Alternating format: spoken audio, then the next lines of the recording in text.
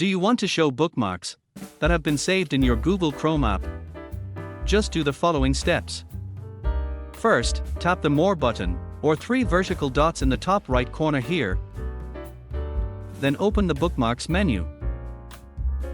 Here, there are several bookmarks folders shown.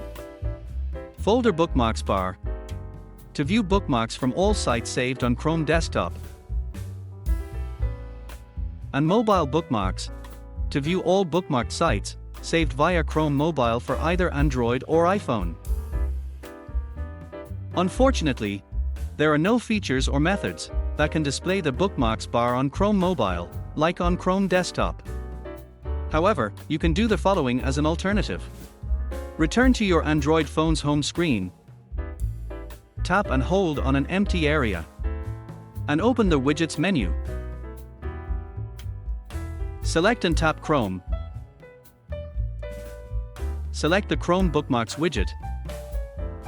Then tap Add. And now, your Google Chrome bookmarks are shown on your phone's home screen, and you just have to click on the sites to go straight to them without needing to open the Chrome app first. And that is how to show bookmarks in the Google Chrome app. That's all from me, and thanks for watching.